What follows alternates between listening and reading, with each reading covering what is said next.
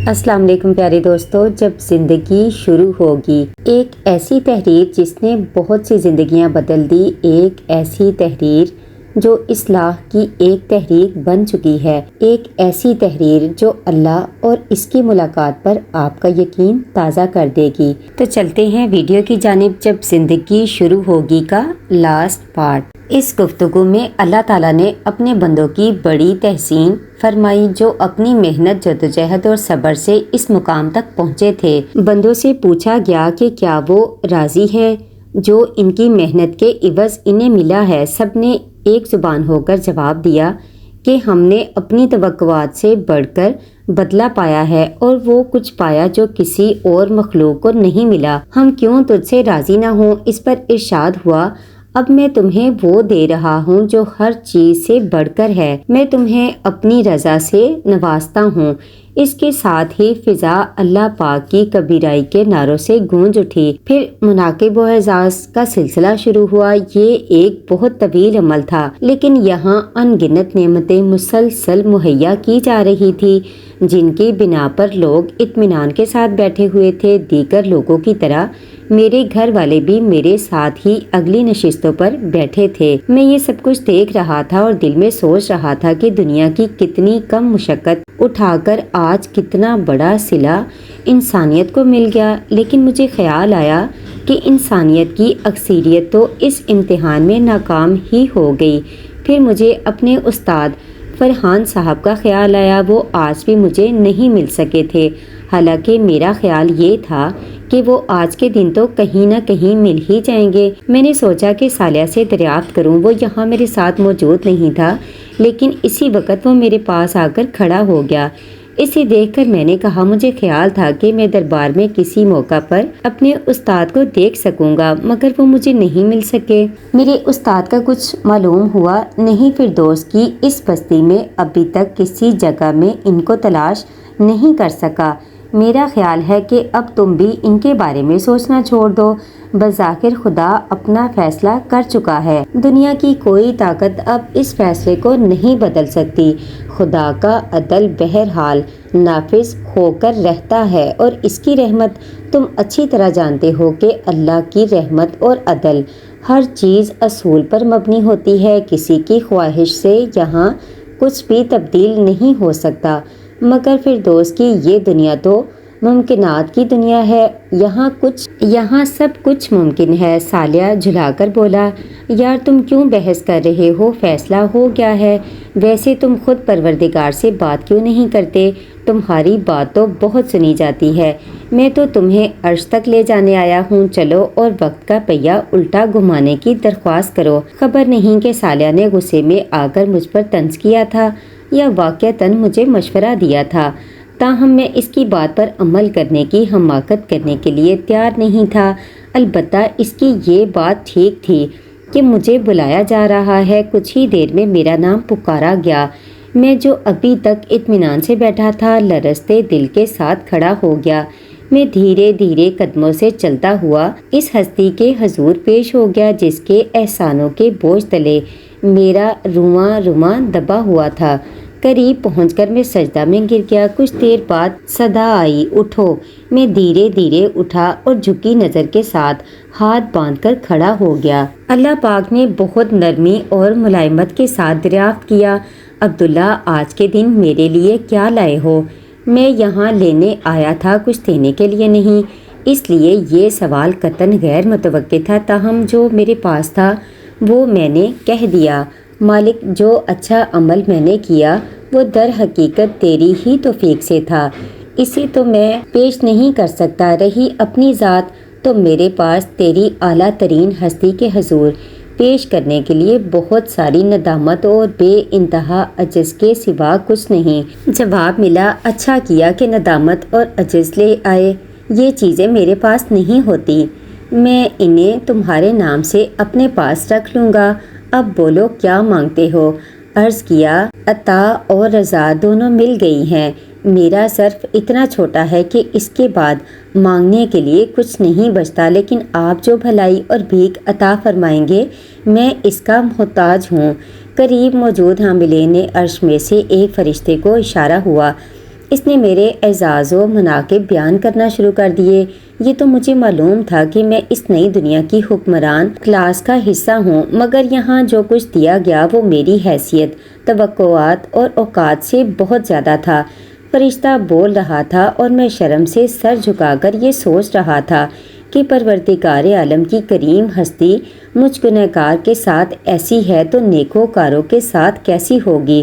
فرشتہ خاموش ہوا تو مجھے مخاطب کر کے کہا گیا، عبداللہ، گنہگار تو سب ہوتے ہیں، مگر رجوع اور توبہ کرنے والوں کو میں گنہگار نہیں لکھتا، اور تم نے تو مجھ سے اور میری اس ملاقات سے بندوں کو متعارف کرانے کے لیے زندگی لگا دی تھی، یہ تو میں نے وفادار لکھا ہے۔ لمحہ بھر کی خاموشی کے بعد کہا گیا، مجھے معلوم ہے جو کچھ ابھی تم صالحہ سے کہہ رہے تھے میں وہ بھی جانتا ہوں جو تم حشر میں اپنے نامہ اعمال کی پیشی کے وقت سوچ رہے تھے۔ تم یہی سوچ رہے تھے نا کہ کاش ایک موقع اور مل جائے، کاش اسی طرح گزرا ہوا وقت پھر لوٹ آئے تاکہ میں ایک ایک شخص کو جھنجھوڑ کر اس دن کے بارے میں خبردار کر سکوں۔ عبداللہ، میں تمہاری تڑپ سے بھی واقف ہوں اور اپنی ذات سے وابستہ تمہاری امیدوں سے بھی۔ یہ بھی تم نے ٹھیک سمجھا کہ بے شک میں بے نیاز ہوں، اور یہ بھی کہ میں صاحب جمال و کمال اور جلال والا ہوں۔ میں یہ بھی جانتا ہوں کہ تمہارا کل اثاثہ یہی ہے کہ تمہاری پہنچ میرے قدموں تک ہے، اس لیے تمہاری بھی اہمیت ہے اور تمہاری اس بات کی بھی۔ لیکن خاموشی کا پھر ایک وقفہ آیا اور میں لرزتے دل کے ساتھ سوچ رہا تھا کہ میرے رب سے نہ زبان سے نکلنے والے الفاظ پوشیدہ رہتے ہیں اور نہ دل میں آنے والے خیالات اس کے علم سے باہر رہ سکتے ہیں۔ بے اختیار میری زبان سے نکلا، میرے رب تو پاک ہے۔ مجھے معلوم تھا کہ تم اپنی دلی تمنا کے اظہار کے لیے یہی پیرایہ بیان اختیار کرو گے۔ دیکھو، لوگوں کو دوبارہ دنیا میں بھیجنا میری اسکیم کا حصہ نہیں، اس لیے دنیا میں نہ تم جا سکتے ہو اور نہ دوسرے انسان، مگر وقت میرا غلام ہے، میں چاہوں تو اس کا پہیہ الٹا گھما سکتا ہوں۔ پھر ایک فرشتے کو اشارہ ہوا، وہ ہاتھوں میں چاندی کے اوراق کا ایک دستہ لے کر میرے قریب آیا۔ میں نے دیکھا تو پہلے ورق پر سونے کے تاروں سے لکھا ہوا تھا، جب زندگی شروع ہوگی۔ صدا آئی، عبداللہ، یہ تمہاری روداد ہے۔ اس نئی دنیا میں جو تمہارے ساتھ ہوا اس کا کچھ حصہ اس میں محفوظ کر دیا گیا ہے تمہاری خاطر۔ اب تمہاری اس داستان کو وقت کی کھڑکی سے دوبارہ پچھلی دنیا میں بھیجا جا رہا ہے۔ اس بات کا انتظام کیا جائے گا کہ یہ روداد انسانوں تک پہنچا دی جائے۔ میں اپنے بندوں اور بندیوں کے دلوں میں ڈال دوں گا، وہ تمہاری اس داستان کو اپنے ہر چاہنے والے تک پہنچا دیں گے، ہر اس شخص تک جسے وہ آخرت کی رسوائی سے بچا کر جنت کی منزل تک پہنچانے کے خواہش مند ہوں گے۔ عجب نہیں کہ کوئی خوش بخت اس پیغام کو پڑھ کر اپنے عمل کو بدل دے، عجب نہیں کہ کسی کی زندگی بدل جائے، عجب نہیں کہ کسی کا مستقبل بدل جائے۔ میں لوگوں کو تمہاری درخواست پر ایک موقع اور دینا چاہتا ہوں، ابدی خسارے سے پہلے، ابدی ہلاکت سے پہلے۔ میں بے اختیار اللہ اکبر کہتا ہوا سجدے میں گر گیا۔ اللہ اکبر، اللہ اکبر۔ موزن نے ابھی یہ الفاظ ادا ہی کیے تھے کہ عبداللہ ایک جھٹکے کے ساتھ اللہ اکبر کہتا ہوا بیدار ہو گیا۔ وہ خالی خالی نظروں سے ارد گرد دیکھ رہا تھا۔ کچھ دیر تک وہ نہیں سمجھ سکا کہ وہ کہاں ہے، وہ تو اللہ کے سامنے کھڑا تھا۔ اس نے غور کیا، وہ اس وقت بھی اللہ تعالیٰ کے سامنے موجود تھا۔ بیت اللہ خانہ کعبہ کے عین سامنے فجر کا وقت تھا اور مسجد الحرام میں لوگوں کی چہل پہل جاری تھی۔ تو کیا میں نے خواب دیکھا تھا؟ عبداللہ نے خود سے سوال کیا۔ مگر وہ تو بالکل حقیقت تھی، وہ حشر کا دن، وہ جنت کی محفل، وہ خدا کے سامنے میری حاضری۔ اگر وہ حقیقت تھی تو پھر یہ کیا ہے، اور اگر یہ حقیقت ہے تو پھر وہ حقیقت سے زیادہ یقینی چیز کیا تھی؟ وہ خواب تھا یا یہ خواب ہے؟ وہ مسلسل بڑبڑائے جا رہا تھا۔ ایسا نہ ہو کہ اچانک ایک روز آنکھ کھلے اور مجھے معلوم ہو کہ جو کچھ دنیا میں دیکھا تھا خواب تو دراصل وہ تھا اور حقیقت آخرت کی زندگی تھی۔ آسمان سے نور اتر رہا تھا، سفید جگمگاتی ہوئی روشنیوں سے حرم کی فضا دودیا ہو رہی تھی۔ آسمان تاریک تھا مگر اس جگہ دن کی روشنی سے زیادہ چہل پہل تھی۔ یہ حرم مکہ تھا، اہل ایمان کا کعبہ، اہل دل کا مرکز اور اہل محبت کا قبلہ۔ خدا کے بندے اور بندیاں، ہر نسل، ہر قوم کے لوگ یہاں جمع تھے۔ خدا کی حمد و تسبیح اور تعریف کرتے ہوئے آج حرم پاک میں عبداللہ کی آخری شب تھی، مگر یہ آخری شب عبداللہ کی زندگی کی سب سے قیمتی شب بن چکی تھی۔ عبداللہ کچھ دیر قبل حیرانی کی جس کیفیت میں تھا اب اس سے باہر آ چکا تھا۔ اس نے حرم کو دیکھا اور پھر ارد گرد نظر ڈالی۔ حرم سے باہر ہر طرف بلند و بالا عمارات کا منظر تھا۔ یہ دیکھ کر اس پر ایک دوسری کیفیت طاری ہو گئی۔ اس کی آنکھوں سے آنسو بہنے لگے۔ اس کا دل مالک ذوالجلال کے حضور سراپا التجا بن گیا۔ مالک قیامت کا حادثہ سر پہ آ کھڑا ہوا۔ ننگے پاؤں بکریاں چرانے والے اونچی اونچی عمارتیں بنا رہے ہیں۔ تیرے محبوب رسول پاک صلی اللہ علیہ وآلہ وسلم کی پیش گوئی پوری ہو چکی ہے۔ اب مجھے تیرے بندوں تک تیرا پیغام پہنچانا ہے۔ قیامت سے قبل انہیں قیامت کے حادثے سے خبردار کرنا ہے۔ مجھے لوگوں کو جھنجھوڑنا ہے۔ آج دنیا کی محبت فکر آخرت پر غالب آ چکی ہے۔ تیری ملاقات سے غفلت عام ہے، حکمران ظالم ہے اور عوام جاہل، امیر مال مست ہے اور غریب حال مست، تاجر منافع خور، ذخیرہ اندوز اور جھوٹے ہیں۔ پھر اللہ پاک سے عبداللہ نے دعا مانگی، میرے لیے آسان کر دے کہ جتنے لوگ ہو سکے میں انہیں جنت کی راہ دکھا سکوں، انہیں تجھ تک پہنچا سکوں، اس سے پہلے کہ سور پھونک دیا جائے، اس سے پہلے کہ مہلت عمل ختم ہو جائے۔ عبداللہ نے آخری طواف ایک خاص کیفیت میں مکمل کیا۔ ایک تو حرم کا طواف، وہ بھی آخری، پھر رات جو کچھ دیکھا اس کے بعد کعبہ وہ کعبہ نہیں رہا تھا جو دوسروں کو نظر آ رہا تھا۔ یہ کعبہ اب اسے عرش الہی کا پیکر نظر آ رہا تھا، مگر وہ ایک انسان ہی تو تھا، پے در پے طواف کر کے شل ہو چکا تھا۔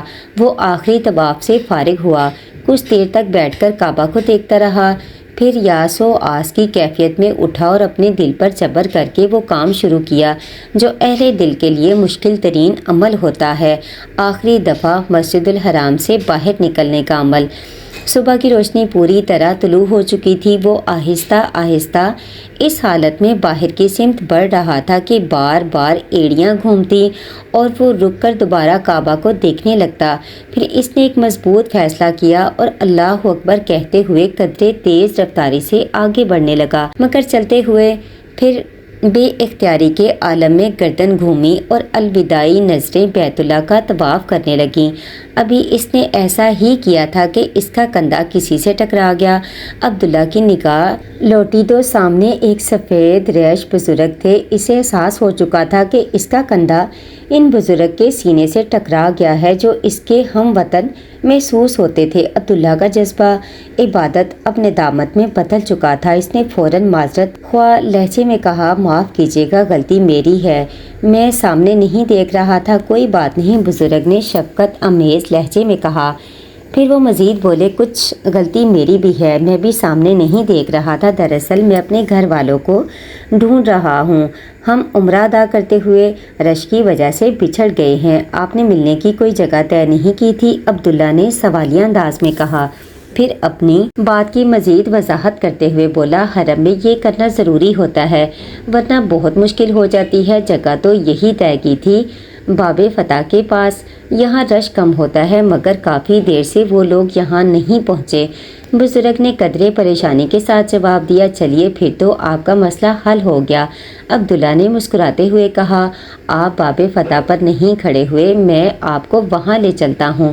بزرگ نے کچھ خجالت کے ساتھ ارد گرد دیکھا اور پھر عبداللہ کے ساتھ آگے بڑھتے ہوئے بولے، ہم دراصل کل رات ہی یہاں پہنچے ہیں، پہلی دفعہ آئے ہیں، اس لیے یہاں کا پوری طرح اندازہ نہیں۔ سعی کے دوران میں میری بیٹی اور نواسی مجھ سے الگ ہو گئیں۔ ہمارے پاس 2 موبائل تھے جو ان کو دے دیے تھے، انہیں جگہ بھی سمجھاتی تھی مگر خود بھول گیا۔ اللہ پاک کا شکر ہے کہ تم مجھ سے ٹکرا گئے، ورنہ نہ جانے کتنی دیر اور میں یہاں رک کر ان کا انتظار کرتا۔ اللہ کے ہر کام میں مصلحت ہوتی ہے، عبداللہ نے جواب دیا، اللہ کا نام لیتے ہوئے اس کے لہجے میں سارے جہاں کی مٹھاس آ چکی تھی۔ ارے وہ رہی میری بیٹی، بزرگ نے عبداللہ کی بات کا جواب دینے کی بجائے خوشی کے عالم میں ایک سمت اشارہ کرتے ہوئے کہا اور تیزی کے ساتھ آگے بڑھ گئے۔ عبداللہ نے ادھر دیکھا تو اندازہ ہوا کہ بزرگ ایک درمیانی عمر کی خاتون کی طرف بڑھ رہے تھے۔ اس کی سمجھ میں نہیں آیا کہ ان کے ساتھ آگے جائے یا اپنے راستے پر لوٹ جائے۔ ویسے بھی اس کا کام اب ختم ہو چکا تھا، مگر اسے محسوس ہوا کہ اخلاقاً ان سے اجازت لے کر ہی لوٹنا چاہیے۔ چنانچہ وہ بھی ان کے پیچھے چل پڑا۔ قریب پہنچا تو وہ اپنی بیٹی کو اپنے ساتھ پیش آنے والی غلط فہمی کے بارے میں بتا رہے تھے۔ وہ عبداللہ کو دیکھ کر بولے، اسی نوجوان نے مجھے راستہ دکھایا ہے، بیٹا آپ کا بہت شکریہ۔ خاتون نے بہت نفیس لہجے میں کہا، گرچہ ان کے چہرے سے سفر اور عمرے کی مشقت اور اب پیش آنے والی پریشانی کے سارے آثار ظاہر تھے۔ ہم کافی دیر سے یہاں ابو کا انتظار کر رہے تھے۔ ہم کے سیغے سے عبداللہ کی توجہ ان کے برابر میں کھڑی ہوئی لڑکی کی طرف ہوئی۔ لمحے بھر کو اس نے اس لڑکی کو دیکھا اور بے اختیار نظریں چکا لی، مگر اس ایک لمحے میں عبداللہ کے دل کی دنیا میں قیامت برپا ہو گئی۔ اس قیامت کا سبب یہ نہیں تھا کہ وہ لڑکی غیر معمولی طور پر حسین نقش و نگار اور رنگ و روپ کی مالک تھی۔ رہا عبداللہ تو اس جیسی بے داغ جوانی کہاں کسی سے دیکھی ہوگی، کہاں کسی نے دیکھی ہوگی۔